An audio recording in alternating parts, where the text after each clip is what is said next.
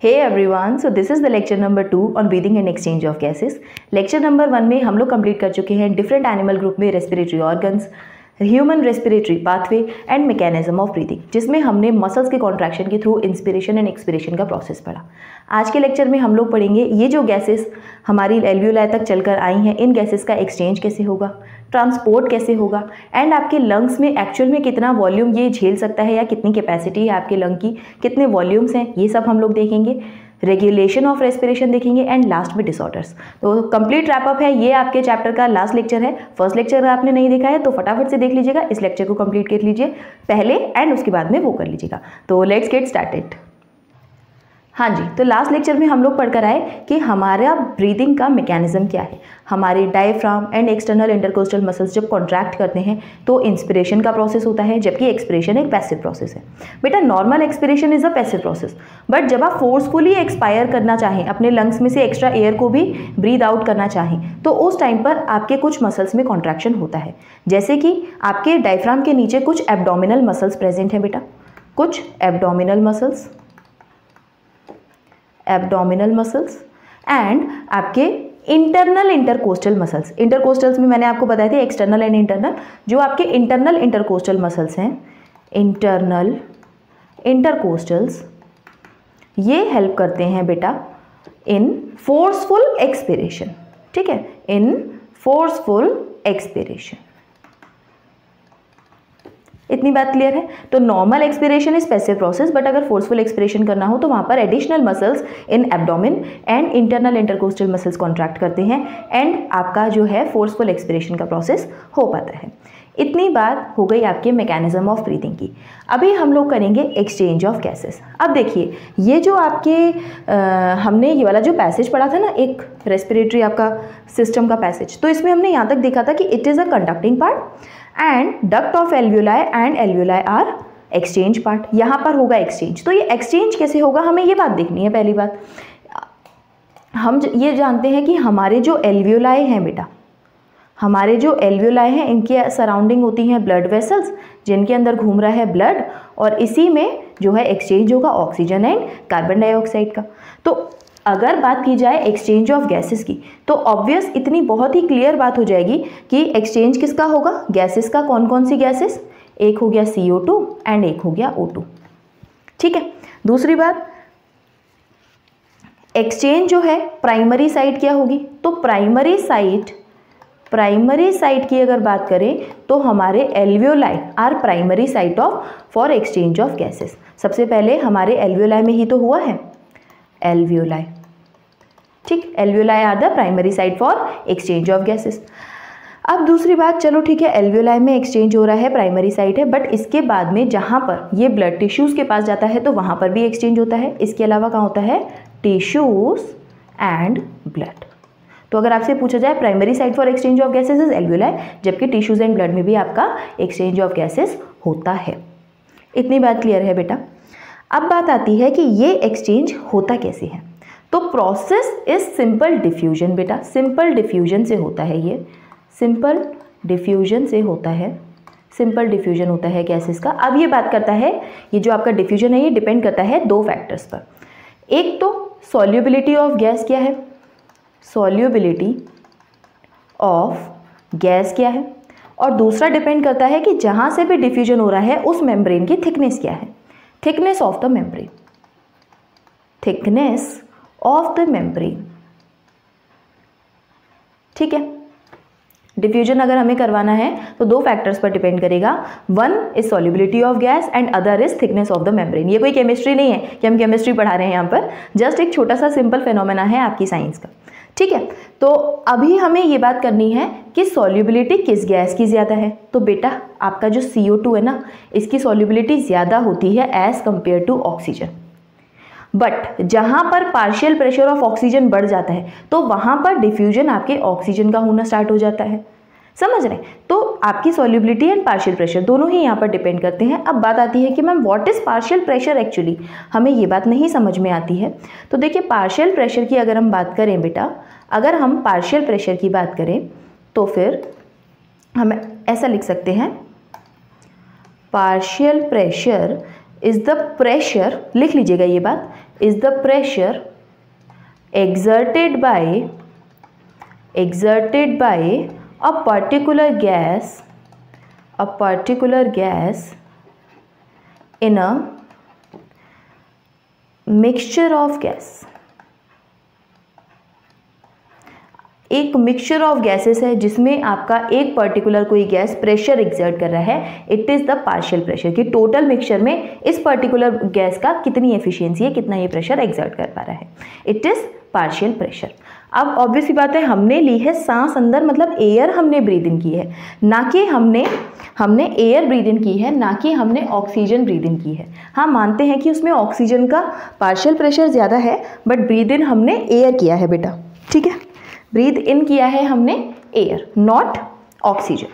तो इसमें ऑक्सीजन का पार्शियल प्रेशर के रेस्पेक्ट में आपके डिफ्यूजन होगा ऑक्सीजन गैस का, ठीक है। तो अब हमें क्या करना है, हम लोग को देखना है कि ये डिफ्यूजन होता कैसे है। Obviously primary site is alveoli, alveoli में होगा प्राइमरली आपका डिफ्यूजन। दूसरी बात कि जो आपके गैसेस है इनका पार्शियल प्रेशर डिफरेंट जगह पर, ऑक्सीजनेटेड ब्लड में, डीऑक्सीजनेटेड ब्लड में, आपके एटमॉस्फेयर में, आपके एल्वियोलाई में, आपके टिश्यूज़ में क्या क्या है वो बात आपको पता होनी चाहिए। उसके रेस्पेक्ट में आप बता पाएंगे कि एक्सचेंज हुआ कैसे है, ठीक है। तो होगा क्या यहाँ पर, अगर हम बात करें एल्वियोलाई की, तो यहाँ पर आपके ऑक्सीजन का कॉन्सेंट्रेशन बहुत ज़्यादा है, क्योंकि यहाँ पर नई नई ताज़ा एयर हमने ब्रीद इन की है, समझ पा रहे हैं, ताज़ा एयर हमने ब्रीद इन की है यहाँ पर, तो यहाँ पर ऑक्सीजन का कॉन्सेंट्रेशन अभी बहुत ज़्यादा है। तो एल्वियोलाई में जो आपका पार्शियल प्रेशर है, partial pressure of oxygen gas is 104 millimetre of mercury, and वहीं इस एल्वियोलाई में CO2 देखें तो CO2 है 40 मिलीमीटर ऑफ मर्करी। तो आपके एल्वियोलाई में पार्शियल प्रेशर ऑफ ऑक्सीजन हो गया 104 and partial pressure of CO2 हो गया 40। एंड वहीं जो आपके पास ब्लड आया डीऑक्सीजनेटेड ब्लड, उसमें ऑक्सीजन का पार्शियल प्रेशर है 40 बेटा, एंड CO2 का पार्शियल प्रेशर है 45। तो बहुत ऑब्वियस सी बात है, 45 से 40 की तरफ जाएगा आपका CO2 डिफ्यूज आउट होगा, एंड 104 से 40 की तरफ आपका ऑक्सीजन डिफ्यूजन होगा, समझ रहे हैं। तो आपके एल्वियोलाई में इस तरीके से एक्सचेंज ऑफ गैसेस हो जाएगा। वहीं अगर ऑक्सीजनेटेड ब्लड की बात करें तो डिफ्यूजन हो के ये इतना ज़्यादा डिफ्यूजन हो गया है कि ऑक्सीजनेटेड ब्लड में अब ये पार्शियल प्रेशर हो गया है 95, जबकि आपका जो CO2 है वो अगेन 40 हो गया है, ठीक है। अब देखिए, यहाँ से मैं आपको एक बात बताना चाहती हूँ कि डिफ्यूजन अगर हमें करना है तो पहली बात तो हमने देखा कि सॉल्युबिलिटी क्या है पार्शियल प्रेशर के रेस्पेक्ट में, और तीसरी बात कि मेम्ब्रेन की थिकनेस कितनी है। तो फर्स्ट थिंग इज कि रेस्पिरेटरी मेम्ब्रेन फॉर्म कौन कर रहा है, हमें ये बात पता होनी चाहिए। तो रेस्पिरेटरी मेम्ब्रेन की अगर हम बात करें, मैंने आपको एनिमल टिश्यू वाले चैप्टर में ये बात पढ़ाई थी कि जहाँ पर एल्वियोलाई होते हैं, एल्वियोलाई की वॉल पर होती है स्क्वैमस एपिथेलियम। अगर आपने वो लेक्चर अटेंड किया है तो आपको पता होगा, वहाँ मैंने पढ़ाया था स्क्वैमस एपिथेलियम। नहीं किया है तो जाकर कर लीजिएगा, क्योंकि वो बहुत ही ज़्यादा इंपॉर्टेंट लेक्चर है। स्क्वैमस एपिथेलियम, ये simple squamous epithelium mainly diffusion membrane ही बनाती है, और सेम स्क्वैमस एपिथेलियम प्रेजेंट होती है आपकी ब्लड वेसल्स में, जिसे हम लोग एंडोथेलियम ऑफ ब्लड वेसल कह देते हैं। एंडोथेलियम ऑफ ब्लड वेसल भी हम इसे कह देते हैं। और इन दोनों के बीच में एक सब्सटेंस प्रेजेंट होता है जिसे हम लोग कहते हैं बेसमेंट सब्सटेंस। ये तीनों मिलाकर बनाती हैं आपकी रेस्पिरेटरी मेम्ब्रेन। इन्हीं के बीच में तो डिफ्यूजन हो रहा है बेटा, एंड इनकी थिकनेस बहुत ही कम होती है, लेस देन 1 मिलीमीटर इसकी थिकनेस होती है बेटा, ठीक है। एक ये पॉइंट आपको याद रखना है। तो रेस्पिरेटरी मेम्ब्रेन जब भी फॉर्म हो रही है तो squamous epithelium, endothelium of blood vessels and basement substance in between them, ये रेस्पिरेटरी मेम्ब्रेन का फॉर्मेशन करते हैं। थिकनेस 1 मिलीमीटर से कम है, एंड इन्हीं के बीच में एक्सचेंज ऑफ गैसेस हो रहा है, ठीक है, या फिर डिफ्यूजन हो रहा है बेसिकली, ठीक है। अब हम लोग देख लेते हैं कि ओवरऑल डिफ्यूजन कैसे होता है। ये आपके डबल सर्कुलेशन से कनेक्टेड एक डायग्राम है एनसीईआरटी में गिवन। देखिए, बड़े ही ध्यान से देखिएगा कि जो आपका एल्वियोलाई है, यहाँ पर है 104 मिलीमीटर ऑफ मर्करी का पार्शियल प्रेशर ऑफ ऑक्सीजन, वहीं CO2 का है 40, ठीक। जो इसके पास में ब्लड आ रहा है, यानी कि डीऑक्सीजनेटेड ब्लड आ रहा है थ्रू पल्मोनरी आर्टरी, हार्ट ने दिया है, पल्मोनरी आर्टरी से जो डीऑक्सीजनेटेड ब्लड आ रहा है उसमें CO2 का पार्शियल प्रेशर है 45 एंड O2 का पार्शियल प्रेशर है 40। तो जब ऑक्सीजन यहाँ कम है एंड CO2 ज़्यादा है तो CO2 चली जाएगी एल्वियोलाई में, ठीक है। एंड ऑक्सीजन बाहर ज़्यादा है तो वो चली जाएगी आपके ब्लड में। इस तरीके से प्योरिफिकेशन ऑफ ब्लड हो जाएगा, ऑक्सीजनेशन ऑफ ब्लड हो जाएगा। अब ये ऑक्सीजनेटेड ब्लड वापस से आपके हार्ट के पास जाता है एंड आपके लेफ्ट एट्रिया में पहुंच जाता है। लेफ्ट एट्रिया में पहुंचेगा ये थ्रू पल्मोनरी वेन, और अब ये ऑक्सीजनेटेड ब्लड का जो पार्शियल प्रेशर है गैसेस का, पार्शियल प्रेशर ऑफ ऑक्सीजन हो जाएगा यहाँ पर 95 and partial pressure of CO2 हो जाएगा यहाँ पर 40। अब इतने ज़्यादा पार्शियल प्रेशर ऑफ ऑक्सीजन वाला ब्लड आपके टिश्यूज़ के पास में पहुँचेगा थ्रू एओर्टा, ठीक। और जैसे ही ये टिश्यूज़ के पास पहुँचेगा तो इससे पता चलेगा बेचारे टिश्यूज़ ने मेहनत कर करके ऑक्सीजन को यूज़ कर करके CO2 रिलीज़ कर दिए, और अब इनके पास में CO2 का कॉन्सेंट्रेशन बहुत ज़्यादा है। टिश्यूज़ के अंदर CO2 अगेन 45 हो गया है एंड ऑक्सीजन 40 हो गया है, तो ये क्या करेंगे 95 से 40 की तरफ ऑक्सीजन को डिफ्यूज़ इन करवाएंगे एंड CO2 को डिफ्यूज़ आउट करवाएंगे एंड फॉर्म हो जाएगा हमारा डीऑक्सीजनेटेड ब्लड। मज़े की बात ये कि डीऑक्सीजनेटेड ब्लड का जो पार्शियल प्रेशर है गैसेस का वो सेम है टिश्यू से, या फिर टिश्यू का सेम है डीऑक्सीजनेटेड ब्लड के। ऑक्सीजनेटेड ब्लड में 95 आता है, सबसे ज़्यादा होता है ऑक्सीजन का, एंड मिनिमम अगर कोई वैल्यू जाएगी तो वो 40 जाएगी, ठीक है। मिनिमम अगर कोई वैल्यू जाएगी तो वो 40 जाएगी, और सबसे ज़्यादा जाएगी 104 जो कि एल्वियोलाई के अंदर है, ब्लड के अंदर 95। वैल्यूज़ लर्न करना बहुत ईजी है, एक बार फिर से देख लीजिए। एल्वियोलाई के अंदर 104 है, वहीं ऑक्सीजनेटेड के अंदर 95 है, थोड़ा सा कम कर दिया। डीऑक्सीजनेटेड में मिनिमम होगी it is 40 and same tissues में होगी इट इज़ 40। अगर हम कार्बन डाइऑक्साइड की बात करें तो कार्बन डाइऑक्साइड मैक्सिमम से मैक्सिमम 45 जा सकता है जो कि डीऑक्सीजनेटेड ब्लड और टिश्यूज़ में होती है, और मिनिमम से मिनिमम 40 हो सकता है जो कि ऑक्सीजनेटेड ब्लड और एल्वियोलाई के अंदर होती है। इस सब के अलावा आपको एटमॉस्फेरिक एयर का पता होना चाहिए, नेचुरली नॉर्मली पता होना चाहिए। अगर नहीं पता है तो इसे भी याद कर लीजिएगा। 159 होता है ऑक्सीजन का पार्शियल प्रेशर, जबकि 0.3 होता है कार्बन डाइऑक्साइड का पार्शियल प्रेशर, ठीक। लर्न करने में ऐसा कुछ हार्ड एंड फास्ट नहीं है, मिनिमम याद रख लीजिए और थोड़ा सा एक सिनेरियो बना लीजिए, आपको सब चीज़ें याद हो जाएंगी, ठीक है। तो ये कंप्लीट पाथवे है जो कि डबल सर्कुलेशन के टाइम पे जो पल्मोनरी सर्कुलेशन हो रहा है, क्या हेल्पफुल है, किस टाइप से हमारा ऑक्सीजनेशन ऑफ ब्लड हो रहा है या फिर डीऑक्सीजनेशन ऑफ ब्लड हो रहा है, वो कंप्लीट ये प्रोसेस है इन एक्सचेंज ऑफ गैसेस, ठीक है। अब ये गैसेस एक्सचेंज तो कर ली हैं, लेकर कहाँ जानी है हमें, यहाँ पर एक्सचेंज हुई है ना। देखिए अभी हम बात करें अगर सिर्फ यहीं पर एक्सचेंज हुई है जो एल्वियोलाई के अंदर इस रीजन में जो एक्सचेंज हुआ है, अब ये गैसेस ऑब्वियसली ये ब्लड लेके जा रहा है टिश्यू के पास, ये वाला ये आ रहा है ना, पहले लंग हार्ट के पास आएगा, फिर हार्ट से टिश्यू के पास, टिश्यू के पास में लेकर जाना है, it is called as transport. तो अब हम देखेंगे कि ट्रांसपोर्ट कैसे हो रहा है गैसेस का। दो गैसेस का ट्रांसपोर्ट करवाना है, इन्हीं दोनों का, ऑक्सीजन एंड कार्बन डाइऑक्साइड का। देखिए ये जो ऑक्सीजन गैस है ना, जैसे ही इस एल्वियोलर मेम्ब्रेन या रेस्पिरेटरी मेम्ब्रेन से गुजर के ब्लड के अंदर आ जाती है, अब ये यहाँ पर कहती है कि देखिए मैं एक्सटर्नल नॉस्ट्रिल से लेके एल्वियोलाई के अंदर आई, एल्वियोलाई के बाद में मेरा डिफ्यूजन हो गया और अब मैं ब्लड में आ गई हूँ।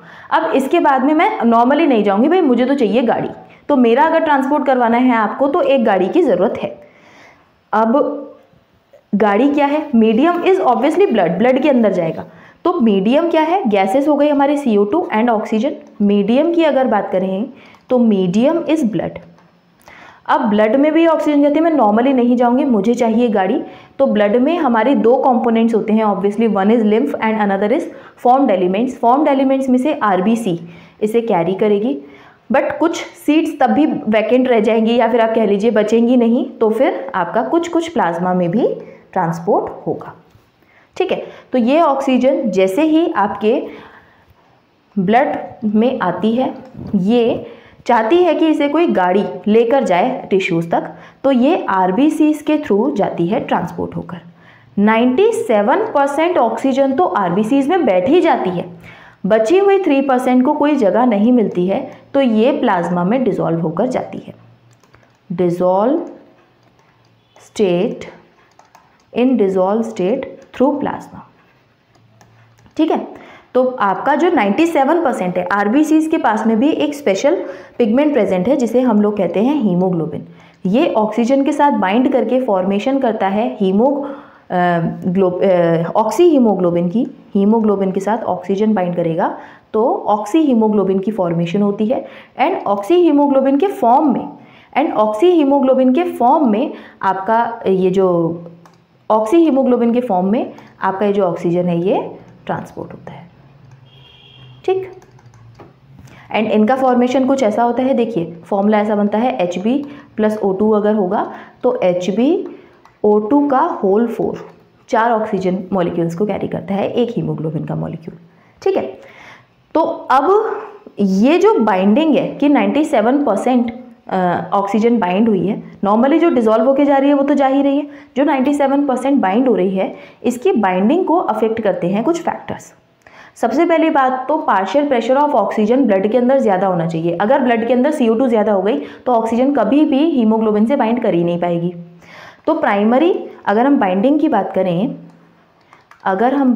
बाइंडिंग की, तो सबसे पहले बाइंडिंग प्राइमरली अगर हम देखें, प्राइमरली किससे रिलेटेड है बेटा?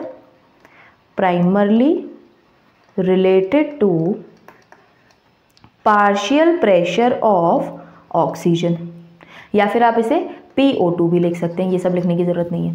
ठीक, जैसे आप लोग PO2 भी लिख सकते हैं, depends on partial pressure of O2। इसके बाद में कुछ और फैक्टर्स भी हैं, जैसे कि पार्शियल प्रेशर ऑफ CO2 हो गया, H आयन का कॉन्सेंट्रेशन हो गया एंड आपके टेम्परेचर हो गया। These are some other factors जो कि इसे अफेक्ट करते हैं। ठीक है, इतनी बात क्लियर है। तो बाइंडिंग अफेक्ट जो होती है सबसे पहले प्राइमरली रिलेटेड है पार्शियल प्रेशर ऑफ ऑक्सीजन से, एंड कुछ अदर फैक्टर जैसे partial pressure of carbon dioxide, hydrogen ion, temperature, ये भी कुछ फैक्टर्स हैं जो कि इस बाइंडिंग को अफेक्ट करते हैं। ठीक है, तो सबसे पहले अगर पार्शियल प्रेशर ऑफ ऑक्सीजन ज़्यादा है तो इन सब से हमें मतलब नहीं होगा, इतनी बात तो आपको पता हो जानी चाहिए। अब दोनों साइड एल्वियोलाई के अंदर क्या हो रहा है, एल्वियोलाई के अंदर कैसी कंडीशन है और टिश्यू के अंदर कैसी कंडीशन है, उसके बिहाफ पर होती है बाइंडिंग। देखिए एल्वियोलाई के केस में होता है partial pressure of oxygen is much higher, जबकि partial pressure of CO2 is less, वहीं H आयंस आर लेस, वहीं टेम्परेचर इज लेस क्योंकि एक्सटर्नल एयर आई है तो वहाँ पर ठंडा रहता है। ठीक है, तो ये सबसे फेवरेबल कंडीशन है कि बाइंडिंग हो जाए और HbO2 फॉर्म हो जाए।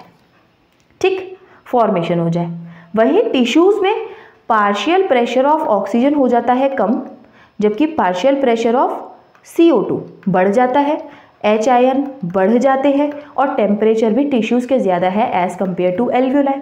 ये सारी कंडीशंस अपोजिट हो जाती हैं towards the binding of oxygen with haemoglobin. तो यहाँ पे हो जाता है इसका डिसोसिएशन। यहाँ पर क्या हो जाएगा?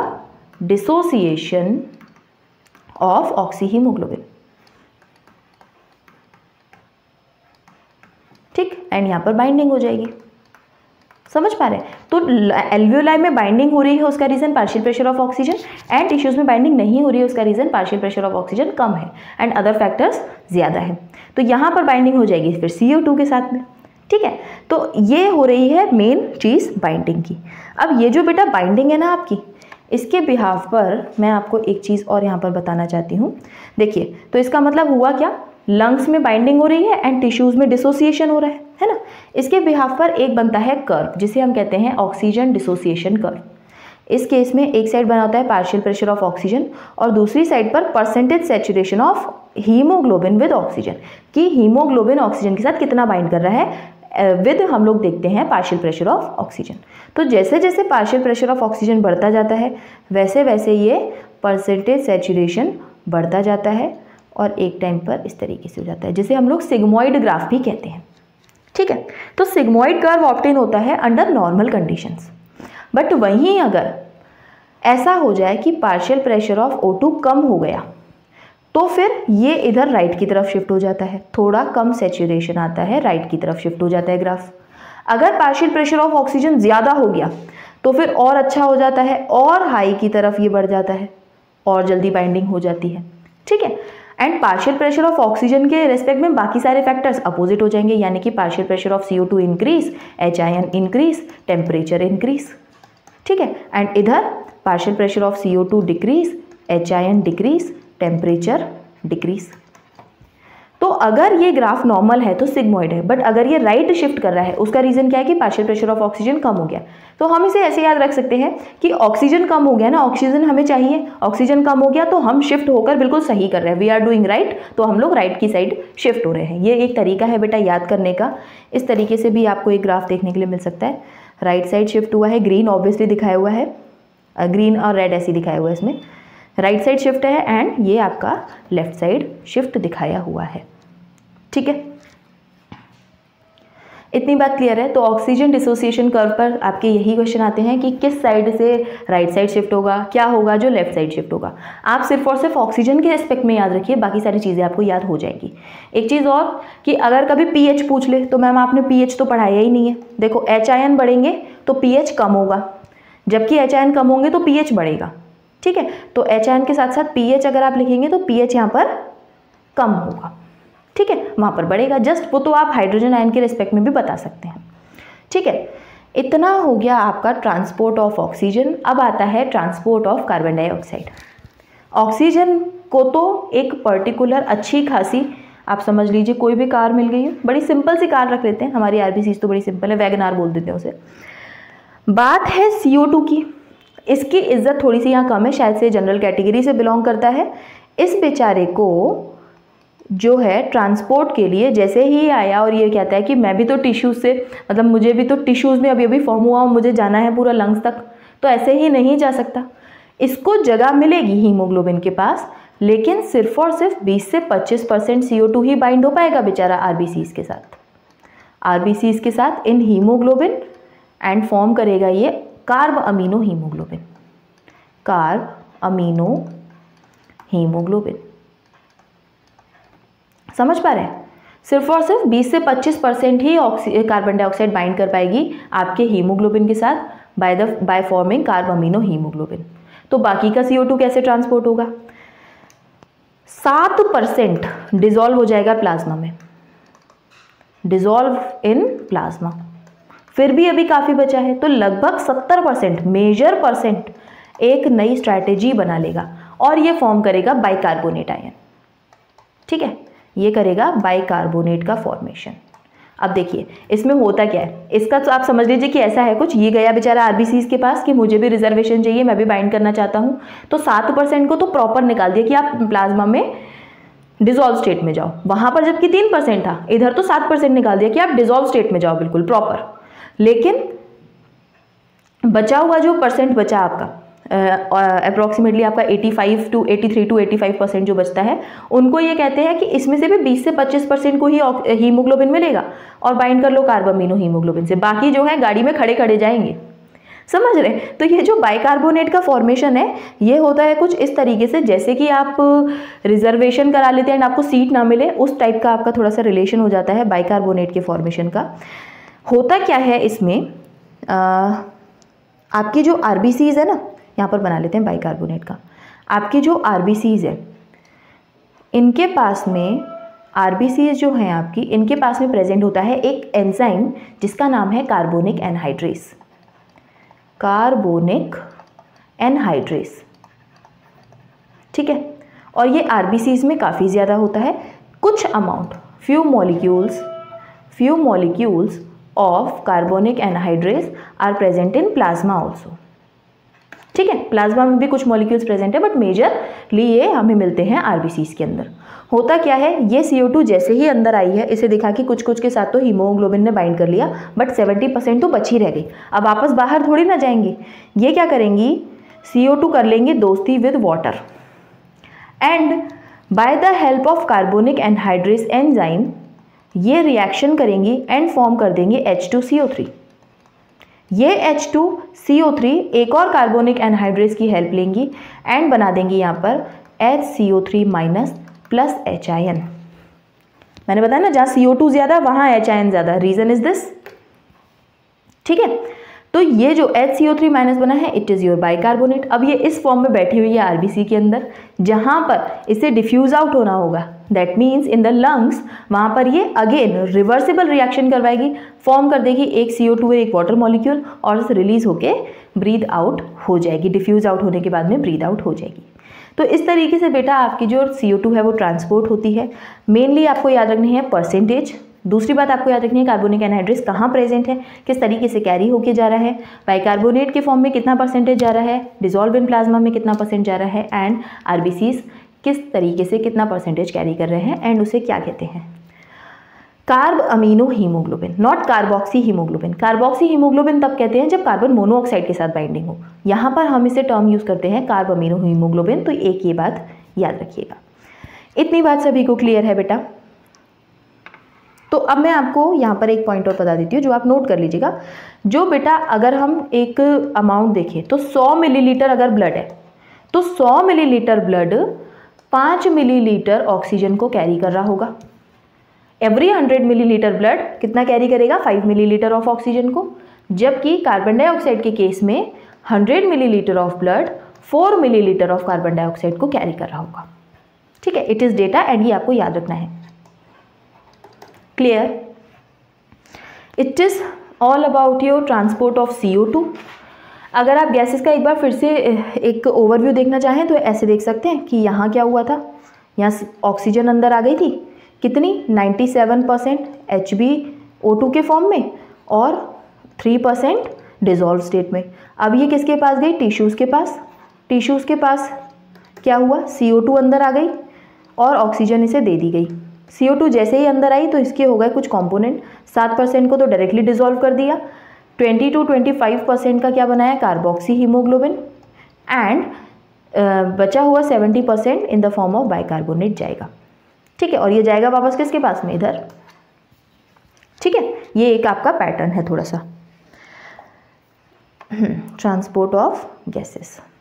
ये बेटा इस तरीके से आपकी गैसेस जो है पहले तो एक्सचेंज किया, फिर ट्रांसपोर्ट हुई। अब बात आती है कि गैसेस एक्सचेंज और ट्रांसपोर्ट तो हो रही हैं, बट हमारी लंग्स ने जो ब्रीद इन कर रहे हैं या फिर ब्रीद आउट कर रहे हैं, इतना कभी कभी हम लोग फोर्सफुली ब्रीद इन कर रहे होते हैं, फोर्सफुली ब्रीद आउट कर रहे होते हैं, कई सारे योगा प्रैक्टिसेस कर रहे होते हैं। तो क्या जैसे हम अभी नॉर्मली ब्रीदिंग का प्रोसेस कर रहे हैं पढ़ते पढ़ते या पढ़ाते पढ़ाते, क्या हम लोग same volume of air in कर रहे होंगे ड्यूरिंग द फोर्सफुल इंस्पिरेशन और एक्सपिरेशन? या फिर हमारे लंग्स की कैपेसिटी कितनी है कि मैक्सिमम हम ब्रीदिंग कर सकते हैं, या फिर हमारे लंग्स की कैपेसिटी कितनी है कि मैक्सिमम ब्रीद आउट कर सकते हैं? वो हमें पढ़ना है इन रेस्पिरेटरी वॉल्यूम्स एंड कैपेसिटीज।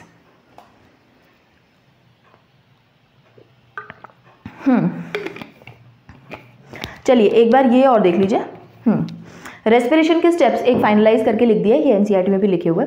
सबसे पहले ब्रीदिंग या पल्मोनरी वेंटिलेशन हुआ है, फिर ऑक्सीजन कार्बन डाइऑक्साइड का डिफ्यूजन हुआ है इन एल्वियोलर मेम्ब्रेन, फिर हुआ है transport of gases by blood and tissues. Last में इस ऑक्सीजन का यूटिलाइज करेंगे टिश्यूज और CO2 रिलीज करेंगे, जो कि सेलुलर रेस्पिरेशन का पार्ट है। आपके प्लांट फिजियो में चैप्टर है रेस्पिरेशन, उसमें आप लोग कंप्लीट पढ़ेंगे। ठीक है। अब हमें पढ़ने हैं रेस्पिरेटरी वॉल्यूम्स एंड कैपेसिटीज। देखिए बड़े ही ध्यान से सुनिएगा कि आपके जो लंग्स है इनमें एक पर्टिकुलर अमाउंट ऑफ एयर हमेशा रहता है बेटा। कभी भी आपके लंग्स कंप्लीटली खाली नहीं हो जाते हैं, कभी भी ये कोलैप्स नहीं होते हैं। इनमें एक पर्टिकुलर अमाउंट ऑफ एयर हमेशा रेजिड्यू रहता है, जिसे हम लोग रेजिड्यूअल वॉल्यूम कहते हैं, जिसे आप चाह कर भी नहीं निकाल सकते किसी भी तरीके से। अगर एक बार आपका बर्थ हो गया है और आपने एटमॉस्फेयर में सांस ले ली है तो रेजिड्यूअल वॉल्यूम आपके लंग के अंदर आ गया है।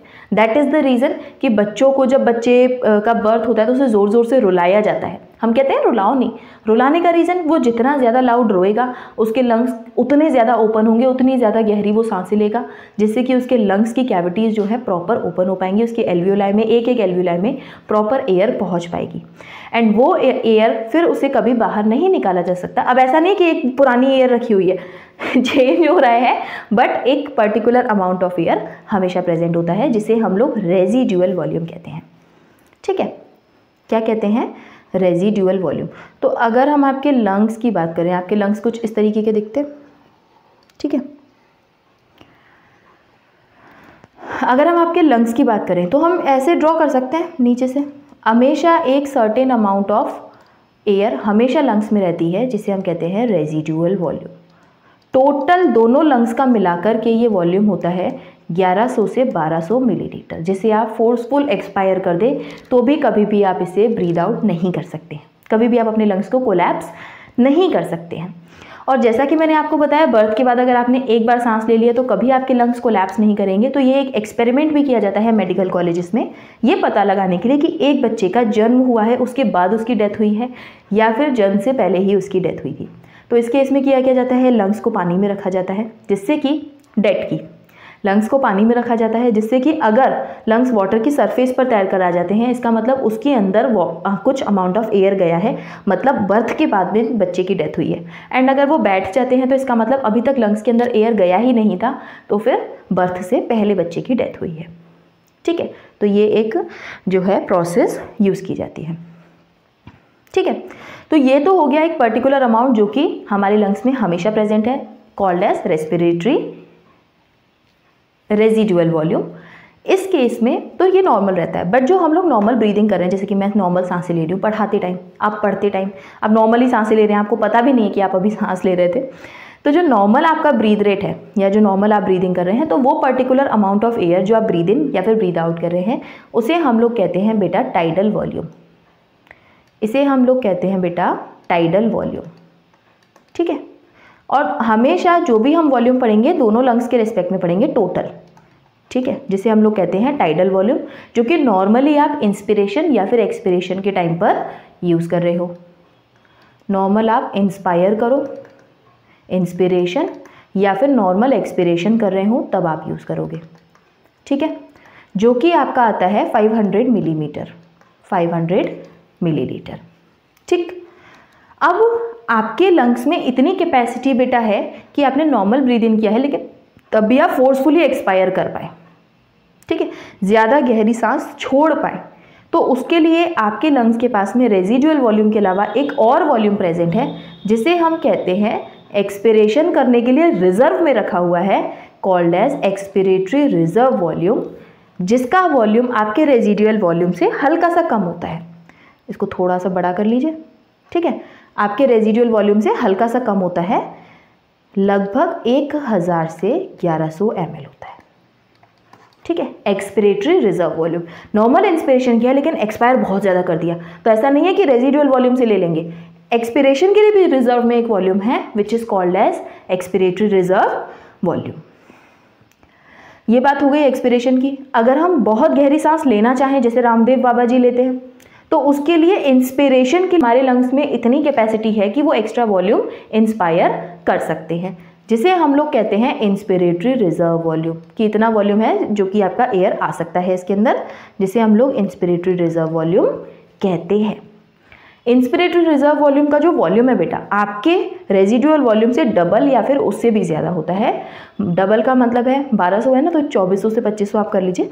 2500 से 2500 हो गया डबल, इससे 3000, मतलब 2500 से 3000 मिलीलीटर डबल या उससे ज़्यादा का आपका ये वॉल्यूम होता है। तो टोटल आपके कितने वॉल्यूम हो गए? 4। नॉर्मल ब्रीदिंग कर रहे हैं तो tidal volume which is 500 millilitre. अगर आप नॉर्मल स्टेट में हैं तो भी आपके जो लंग्स हैं कभी कोलैप्स नहीं होंगे। रीज़न इज़ रेजिडुअल वॉल्यूम, हमेशा आपके लंग्स में प्रेजेंट है 1100 से 1200 मिलीलीटर। एक्सपायर करना चाहें और ज़्यादा तो एक्सपिरेशन के लिए भी एक रिजर्व वॉल्यूम रखा हुआ है, एक्सपिरेटरी रिजर्व वॉल्यूम, जो कि 1000 से 1100 मिलीलीटर है। बहुत ज़्यादा इंस्पायर करना चाहें तो उसके लिए भी वॉल्यूम है 2500 से 3000 ml which is inspiratory reserve volume. इतनी बात क्लियर है? अब देखिए, इन वॉल्यूम से हम ऐड करके बना सकते हैं कैपेसिटीज़। ठीक है, अच्छा एक ना हम ऐसे और बना लेते हैं, इसको एक बीकर बना लेते हैं। ठीक है, जिसमें कि नीचे रख लेते हैं हम लोग रेजिडुअल वॉल्यूम, फिर इसके बाद हम लोग रख लेते हैं एक्सपिरेटरी रिजर्व वॉल्यूम, इसके बाद में हम लोग रखते हैं टाइडल वॉल्यूम। ठीक, एंड इसके बाद में ये ज़्यादा तो है आपका क्या,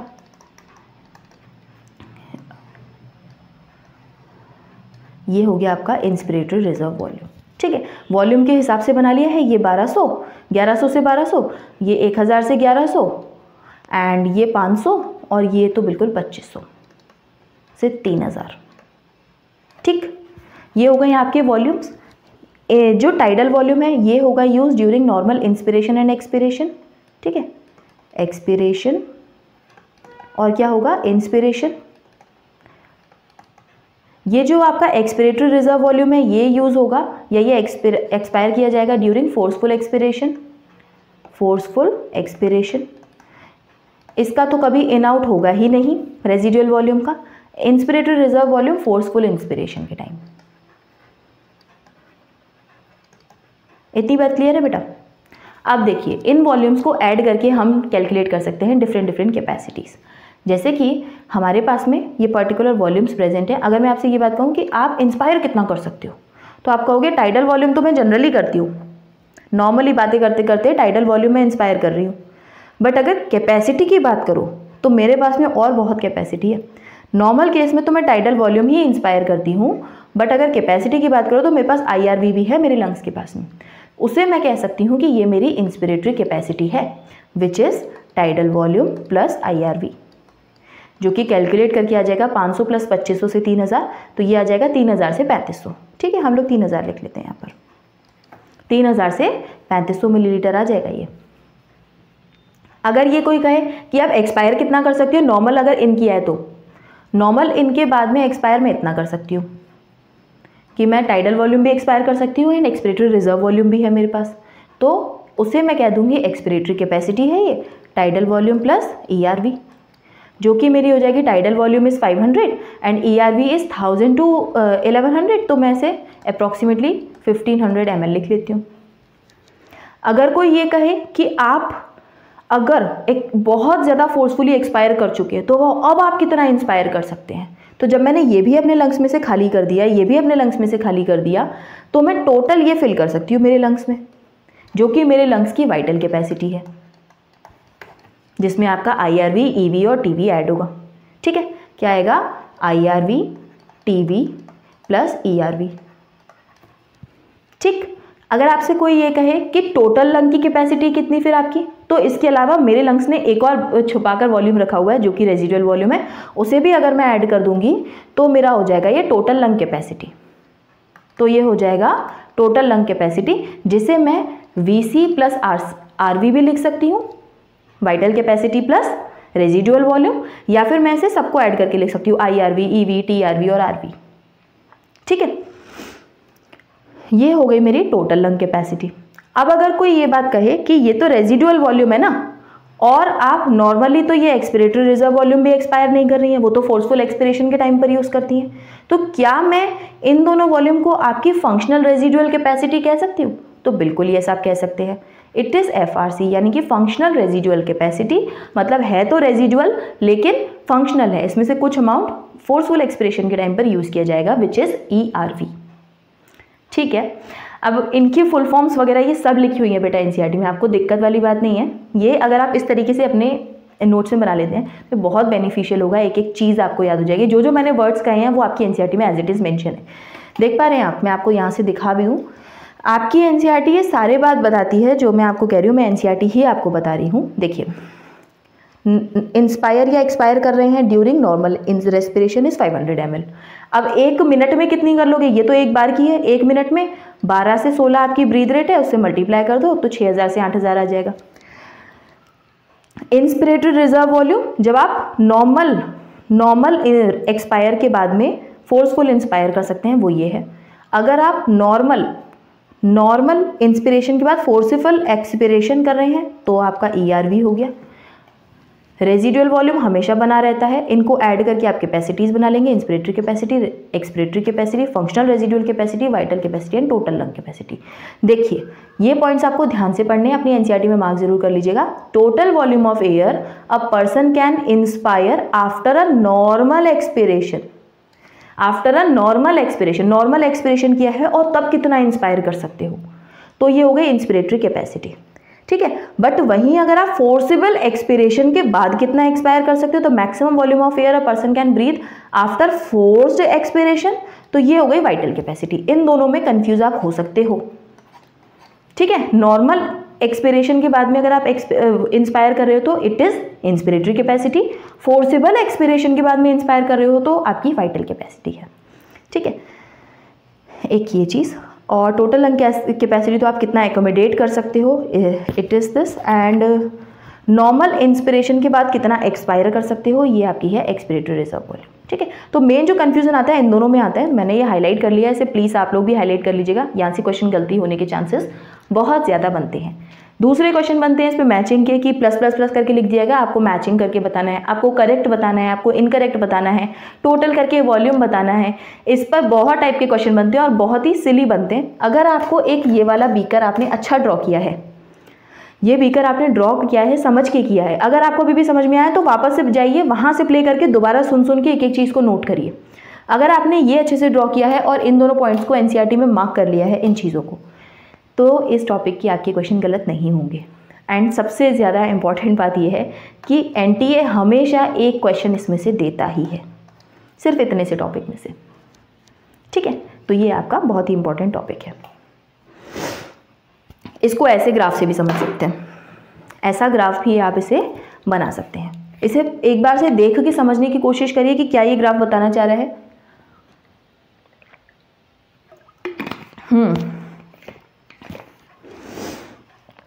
क्या ये ग्राफ बताना चाह रहा है? ये ग्राफ बेटा पहली बात आपको ये बताना चाह रहा है कि टाइडल वॉल्यूम कितना है। इट इज़ टाइडल वॉल्यूम, कि नॉर्मल ब्रीदिंग कर रहे हैं तो ये क्या, बहुत ज़्यादा इंस्पायर करना पड़ गया तो ये इंस्पिरेटरी रिजर्व वॉल्यूम, बहुत ज़्यादा एक्सपायर करना पड़ गया तो expiratory reserve volume, normal breathing. ठीक है, और अगर बहुत ज़्यादा एक्सपायर करके इंस्पायर किया है, बहुत ज़्यादा एक्सपायर करके अगर आपने टोटल इंस्पायर किया है तो ये हो गई वाइटल कैपेसिटी। नॉर्मल एक्सपायर करके इंस्पायर किया है तो आईआरवी। ये इधर ये आपको ग्राफ बताना चाह रहा है, ये सब कुछ इधर लिखा हुआ है। ठीक है, इन सब के वॉल्यूम्स आप अपने पास में लिख कर रखेंगे, टोटल ऐड करके लिखेंगे कि टोटल लंग कैपेसिटी हमारी कितनी है। और टोटल लंग कैपेसिटी तो आप अभी मुझे चैट में बताएंगे कि कितनी है आपके लंग्स की, कैलकुलेट करके। ठीक है, ये हो गए आपके रेस्पिरेटरी वॉल्यूम्स एंड कैपेसिटीज़। अब मैंने आपको लास्ट क्लास में एक बात बताई थी कि जो आपके वॉल्यूम्स हैं इन्हें मेजर किया जाता है थ्रू स्पायरोमीटर। ये बेटा कुछ ऐसा दिखता है इंस्ट्रूमेंट, इसमें करना कुछ नहीं होता, अपने मुंह से ही आपको हवा पंप करनी होती है, अपने लंग्स की हवा खाली करनी होती है और इसमें आप फिल करते हैं। जैसे जैसे पॉइंट ऊपर बढ़ता जाता है वॉल्यूम का हम लोग अंदाज़ा लगा लेते हैं। बस छोटा सा आपका एक ही डिवाइस है, इंस्ट्रूमेंट है।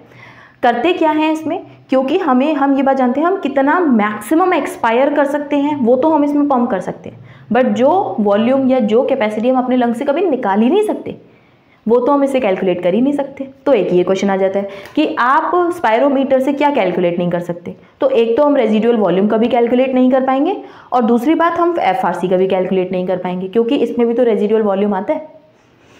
ठीक, तो एक ये क्वेश्चन और आता है। बस ये दो चीज़ें आप कैलकुलेट नहीं कर सकते विद स्पायरोमीटर, एंड बाकी सब कुछ आप कर सकते हैं। इससे हम लोग क्या मेजर नहीं कर सकते, we can't measure residual volume and functional residual capacity. ठीक है, अब बात आती है रेगुलेशन ऑफ रेस्पिरेशन की। आपके ब्रेन में बेटा कुछ सेंटर्स प्रेजेंट हैं जिससे कि आपके रेस्पिरेशन की रेट जो है वो रेगुलेट होती है। देखिए, आपके ब्रेन में एक रीजन है पोन्स, एक है मेड्यूला। ठीक है, एक रीजन है पोन्स, दूसरा है मेड्यूला। अच्छा, एक चीज़ और मैं आपको यहाँ पर बता दूँ, ये रेगुलेशन न्यूरल भी होती है बेटा एंड केमिकल भी होती है। ठीक है, तो हम पहले पढ़ते हैं न्यूरल। न्यूरल में क्या हो रहा है, आपके ब्रेन के पोन्स रीजन में यहाँ पर एक सेंटर प्रेजेंट है जिसका नाम है न्यूमोटैक्सिक सेंटर। Pneumotaxic centre. वहीं आपके मेड्यूला में एक सेंटर प्रेजेंट है जिसका नाम है रेस्पिरेटरी राइम सेंटर, या फिर हम इसे आरआरसी भी कह सकते हैं। ठीक, होता क्या है कि ये जो आरआरसी है ना, ये आपके ब्रीथ रेट को बढ़ाता है। ठीक है, करता क्या है, ये आपके जो आपके डायफ्राम है, डायफ्राम एंड आपके जो मसल्स हैं एक्सटर्नल इंटरकोस्टल मसल्स को, ये करवाता है कोस्टल्स को कॉन्ट्रैक्ट। जैसे ही मसल्स का कॉन्ट्रैक्शन होता है क्या होता है, आप इंस्पिरेशन करते हैं। ठीक है, एंड इंस्पिरेशन के बाद में एक्सपिरेशन होगा ही, इसका मतलब अल्टीमेटली ब्रीथ रेट बढ़ा रहा है ये। ठीक, बट अगर ये ब्रीथ रेट बहुत ज़्यादा बढ़ी हुई है तो न्यूमोटैक्सिक सेंटर जो कि इसके सर पर बैठा हुआ है, ये इसको सिग्नल देता है भाई ब्रीथ रेट थोड़ी सी कम कर दो। तो न्यूमोटैक्सिक सेंटर का फंक्शन क्या हो गया कि ये मॉडरेट करता है किसको, आरआरसी को, मॉडरेट आरआरसी। ठीक, ये तो हो गया न्यूरल रेगुलेशन। अब इसी से रिलेटेड है केमिकल रेगुलेशन। आपका ये जो आरआरसी है ना, इसी के जस्ट पास में, ये जो आपका आरआरसी है इसके जस्ट पास में प्रेजेंट होता है कीमोसेंसिटिव एरिया। ये कीमोसेंसिटिव एरिया एक और प्रेजेंट है आपके कैरोटिड आर्टरी में और आपके एओर्टिक आर्क में। ठीक है, मैं आपको दिखा भी दूंगी इनकी लोकेशन। ये सब क्या है, कीमो सेंसिटिव एरिया है। कीमो सेंसिटिव एरिया कहाँ प्रेजेंट है, carotid artery and carotid this one is carotid artery, this one is arc, ठीक है, एओर्टिक आर्क, एंड ये आपका मेड्यूला में। ये कीमो सेंसिटिव एरिया बढ़ते हुए, ये कीमो सेंसिटिव एरिया बढ़ते हुए अगर आपके ब्लड में CO2 बहुत ज़्यादा है, CO2 बहुत ज़्यादा बढ़ गया या H आयन बढ़ गए, ठीक है, बढ़ते हुए H आयन कॉन्सेंट्रेशन को रिकॉग्नाइज कर लेता है और इसको प्रेशर करते हैं RRC को कि भाई हमारे ब्लड में CO2 बहुत ज़्यादा हो गया है, ब्रीथ रेट बढ़ाओ, फिर से कम क्यों करके बैठे हो। तो अगर आपकी ब्रीथ रेट कम हो रही है और आपके ब्लड में CO2 बहुत ज़्यादा हो रहा है तो कीमो सेंसिटिव एरिया से सेंस करके RRC को पुश करते हैं कि चलो चलो ब्रीथ रेट बढ़ाओ। नॉर्मली अगर ब्रीथ रेट बढ़ी हुई है और कम करने की ज़रूरत है तो न्यूमोटैक्सिक सेंटर जो कि आपके पॉन्स में प्रेजेंट है वो RRC को कहता है भाई थोड़ा सा तो थम जा, इतनी ब्रीथ रेट क्यों बढ़ाई हुई है, ठीक है। तो chemical and neural regulation collectively आपकी ब्रीथ रेट को कंट्रोल कर रहे होते हैं बेटा, सिर्फ एक का रोल यहाँ पर नहीं है। तो जस्ट यहीं से क्वेश्चन आएगा, बस इतना सा मैं आपको दिखा देती हूँ। This one is your aortic arch, ठीक है, आपका जो हार्ट से ऐसे ऊपर से होकर जारी होती है main aorta, and carotid artery neck के पास में प्रेजेंट होती है। यहाँ पर होते हैं कुछ कीमो सेंसिटिव एरियाज। और अगर पॉन्स और इसका स्ट्रक्चर देखा जाए तो ये रहा, पॉन्स के पास में सेंटर प्रेजेंट है न्यूमोटैक्सिक सेंटर, और यहाँ पर RRC के जस्ट यहाँ प्रेजेंट है कीमो सेंसिटिव एरिया। RRC आपके मसल्स को एंड एब्डोमेन को कॉन्ट्रैक्ट करवाता है, ब्रीथ रेट बढ़वाते हैं, जस्ट ये रिप्रेजेंटेशन, ठीक है। तो रेगुलेशन तो बहुत ही ईजी है बेटा, बहुत ज़्यादा इसमें हार्ड एंड फास्ट कुछ है नहीं। यहाँ आपकी रेगुलेशन एंड हो जाती है। इसके बाद में आती है आपके डिसऑर्डर्स, ठीक है, डिसऑर्डर्स। सबसे पहला डिसऑर्डर जो आपकी NCERT में गिवन है, सबसे पहला डिसऑर्डर NCERT में जो गिवन है, it is emphysema. Reason, cigarette पीना, सिगरेट पिएंगे तो एम्फाइसीमा हो जाएगा। सिगरेट पीना is the reason of emphysema, ये राइम याद रख सकते हैं। ऐसा क्या हो गया कि सिगरेट पिया तो एम्फाइसीमा हो गया, ऐसा ये हुआ बेटा। इसमें होता क्या मैं आपको बताती हूँ। जब बहुत ज़्यादा एक्सेसिव सिगरेट स्मोकिंग हो रही है तो आपकी जो एल्वियोलाई है ना, ये बेटा एक क्रोनिक डिसऑर्डर है, बड़ा ही मुश्किल है, क्रोनिक है, क्रोनिक डिसऑर्डर है ये। होता क्या है, जब आपने बहुत ज़्यादा सिगरेट पी तो फिर आपके जो एल्वियोलाई वॉल्स, जो आपके एल्वियोलर की वॉल्स है वो डैमेज हो जाती है, ठीक है। Walls of alveoli gate damage, ठीक है। अब ये डैमेज हो गई है तो होगा क्या, अब एक वॉल है, नॉर्मल थी तो यहाँ पर तो एक्सचेंज इजीली हो पा रहा था, अभी बीच में से डैमेज है तो यहाँ पर एक्सचेंज ऑफ गैसेस तो इफेक्ट होगा, एक्सचेंज अफेक्ट हो जाएगा। अच्छा, डैमेज होगी तो ये सरफेस एरिया कम हो जाएगा, सरफेस एरिया कम हो गया। सरफेस एरिया जैसे ही कम हुआ तो यहाँ पर एक्सचेंज ऑफ गैसेस में दिक्कत आएगी। मेजर कॉज क्या था हमारा, cigarette smoking, major cause cigarette smoking. पता नहीं, सिगरेट स्मोकिंग से कोई भी कूल नहीं लगता बेटा, आप अपने लंग्स की कूल कर देते हैं, ठीक है। सिगरेट स्मोकिंग, ठीक, एम्फाइसीमा से बचना है तो सिगरेट स्मोकिंग आप ना करें, वो ज़्यादा बेनिफिशियल है आप लोग की एज में तो। एंड ट्रीटमेंट की अगर बात करें, ट्रीटमेंट एक अल्फा-1 एंटीट्रिप्सिन दिया जाता है। बहुत ज़्यादा आपको याद ही रखना कैसे दिया जाता है, क्या किया जाता है। अल्फा-1 एंटीट्रिप्सिन एक ह्यूमन का ही प्रोटीन है, वो दिया जाता है जिससे कि ट्रीट किया जा सकता है, बट इसका फाइनल एक कोई क्योर नहीं है। अगर आपने लंग को इतना ज़्यादा डैमेज कर लिया कि अब वो क्योर हो ही नहीं सकते तो फिर कोई सेंस नहीं है।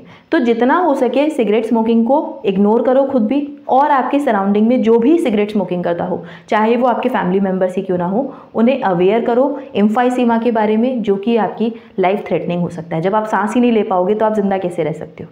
तो एम्फाइसीमा एक बहुत ही ज़्यादा क्रॉनिक डिसऑर्डर है जिससे कि आपको खुद को भी बचना है और अपने सराउंडिंग पीपल को भी बचाना है। दूसरा डिसऑर्डर आता है एज़मा, जिसे प्यार से हम लोग एस्थमा भी कहते हैं,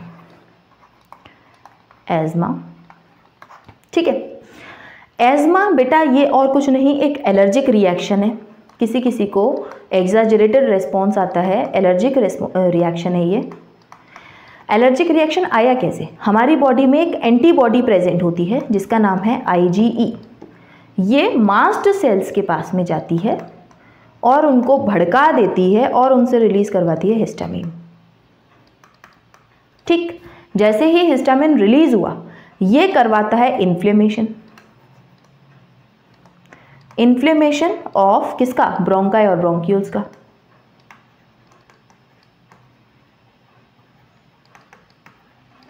अब आपके ब्रोंकाई और ब्रोंक्यूल्स में हो गया इन्फ्लेमेशन, तो यहाँ पर एक्सचेंज कैसे होगा, डिफिकल्टी इन ब्रीदिंग होगा। एक्सचेंज तो चलो ठीक भी है, एक्सचेंज तो आपका एल्वियोलाई में हो रहा है, यहाँ क्या होगा, ब्रोंकाई और ब्रोंक्यूल्स इन्फ्लेम है तो अंदर की जो कैविटी है काफ़ी कम हो जाती है, तो आप ब्रीद इन करने में आपको बहुत ज़्यादा प्रॉब्लम होगी, डिफिकल्टी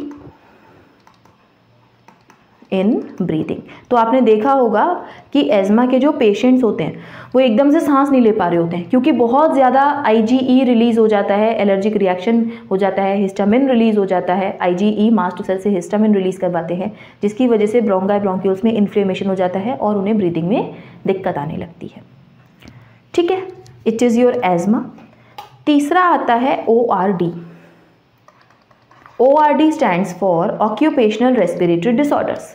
इसका मतलब ये है कि आपको आपके ऑक्यूपेशन की वजह से कोई रेस्पिरेटरी डिसऑर्डर हुआ है, मतलब आपको अपने ऑक्यूपेशन की वजह से ही आपको कोई डिसऑर्डर हो गया है। अब वो लोग जो स्टोन ब्रेकिंग वाली इंडस्ट्रीज़ में काम करते हैं, सीमेंट वाली वगैरह में या सिलिका की इंडस्ट्री में बहुत ज़्यादा काम करते हैं, तो उस केस में होता क्या है, वहाँ पर बहुत ज़्यादा बेटा डस्ट रिलीज़ होती है, डस्ट सराउंडिंग में। तो जब आप सांस लेंगे तो आपके लंग्स में कहीं ना कहीं तो डस्ट आई जाएगा। अभी तो देखिए ये सब है, इतना टेक्निकल हमारा फॉर्मेट चल रहा है।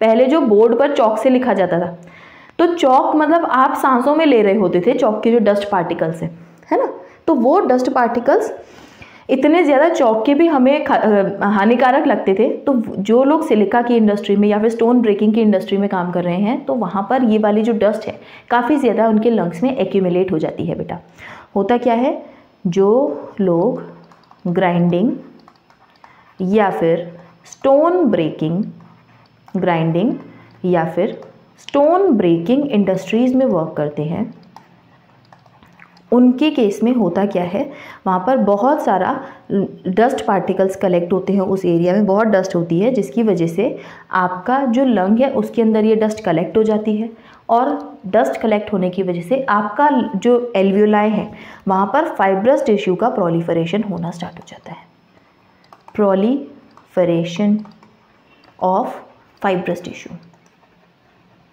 ठीक है, जिसे हम लोग फाइब्रोसिस कहते हैं। आपके लंग्स में फाइब्रस टिश्यू का प्रोलिफरेशन होना स्टार्ट हो जाता है और इस प्रोलिफरेशन की वजह से होता क्या है, आपके लंग्स में ब्रीदिंग में आपको दिक्कतें आती हैं, एक्सचेंज में आपको दिक्कत आती है, नॉर्मली आपको रेस्पिरेटरी डिसऑर्डर्स हो जाते हैं और ये काफ़ी सीवियर लंग डैमेज है। बेटा इसका कोई क्योर नहीं है कि आप मतलब इसे प्रॉपरली आप इसे रिवर्सिबल करवा पाएँ। अगर एक बार प्रॉब्लम हो गई तो वो हो ही जाती है। फाइब्रोसिस, इसके अलावा सिलिका में हो रही है तो सिलिकोसिस होती है बेटा, एंड एक एंथ्रोसिस आपके NCERT में दी हुई है। ठीक है, ये 3 चीज़ें। ट्रीट करने का सिर्फ और सिर्फ एक तरीका है कि आप खुद को बचाएं, यानी कि ऐसी इंडस्ट्रीज़ में अगर आप काम कर रहे हैं तो आप अपना काम तो छोड़ नहीं सकते, आपको प्रोटेक्टिव मास्क पहने, wear protective mask, protective mask, at least protective mask पहने जहाँ पर आप हैं तो आपका डस्ट के कांटेक्ट में आपका थोड़ा सा कम आए लंग्स। ठीक है, हालांकि प्रोटेक्टिव मास्क के बाद भी काफ़ी सारे डस्ट पार्टिकल्स अंदर चले जाते हैं, बट एक लेयर ऑफ प्रोटेक्शन तो मिल ही जाता है इस सबसे। ठीक है, इतना हो गया आपका ये ORD। ORD में ही एक चीज़ और मैं आपको बताना चाहती हूँ, यहाँ पर बेसिकली 2 चीज़ें बताना चाहती हूँ। एक होती है एल्टीट्यूड सिकनेस, एल्टीट्यूड सिकनेस। अच्छा, इसमें क्या होता है, आपने कभी नोटिस किया है, वैष्णो देवी तो सभी गए होंगे या किसी पहाड़ों वाले हिल स्टेशन पर तो सभी गए होंगे, नैनीताल तो सभी गए होंगे।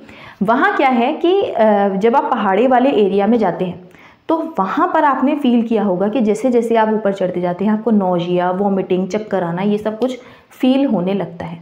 रीज़न समझ ही नहीं आता, ऐसा लगता है कि हम बहुत ज़्यादा चल कर आए तो थक गए इसीलिए हमें चक्कर आ रहा है, कमज़ोरी फील हो रही है। मेन रीज़न इज़ दिस कि जहाँ आप अभी नॉर्मली रहते हैं, जब आप नॉर्मल कंडीशन में रहते हैं, जब आप नॉर्मल कंडीशन में रहते हैं तो इधर होता क्या है, इधर ऑक्सीजन का कॉन्सेंट्रेशन अच्छा है एटमॉस्फेयर में और आपके ब्लड के अंदर RBC कितनी है, 5 मिलियन RBC पर मिलीमीटर क्यूब ऑफ ब्लड। ठीक है। तो इतना ऑक्सीजन का concentration and number of RBCs का जो रेशो है इतना सफिशिएंट है कि ऑक्सीजन आपके आरबीसीज से बाइंड कर जाती है और आपके टिश्यूज़ को प्रॉपर ऑक्सीजन मिल जाती है।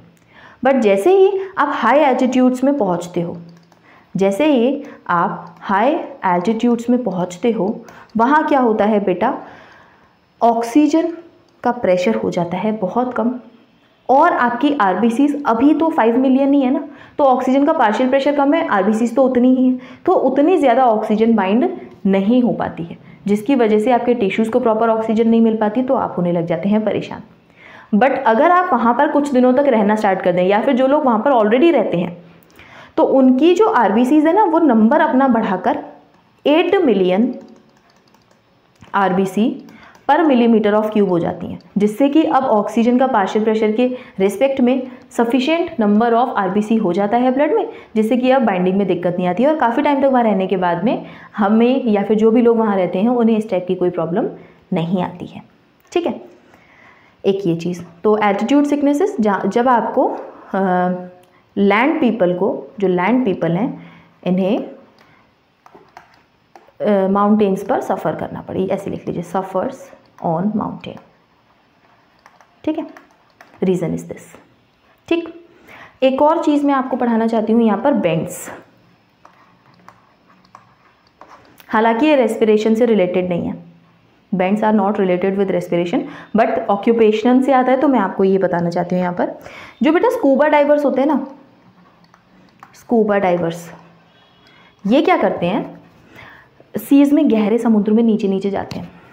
ठीक है, उस केस में होता है क्या, जो नॉर्मल हमारे एटमॉस्फेयर का प्रेशर है वो कम है, इन डीप इनसाइड वाटर प्रेशर बढ़ जाता है, बॉडी पर प्रेशर बहुत ज़्यादा लग रहा है, तो आपके बॉडी के अंदर जो नाइट्रोजन है वो डिज़ोल्व होना स्टार्ट हो जाती है।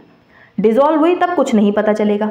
ठीक है, जैसे ही ये डीप सी में गए, इनके यहाँ पर प्रेशर बढ़ गया। ठीक, प्रेशर राइज हुआ तो जो ऑक्सीजन है ये क्या हो जाएगी, डिज़ोल्व हो जाएगी। बट जैसे ही ये वापस से बाहर आएंगे, जैसे ही ये रीच ऑन नॉर्मल प्रेशर, जैसे ही ये नॉर्मल प्रेशर पर वापस आएंगे, तो फिर यही डिज़ोल्व ऑक्सीजन के बबल्स बन जाएंगे इनकी बॉडी में। नाइट्रोजन के क्या ऑक्सीजन नहीं, सॉरी बेटा, नाइट्रोजन के क्या बन जाएंगे, बबल्स। अब ये बबल्स आपकी बॉडी में जब तक ये डिज़ोल्व नहीं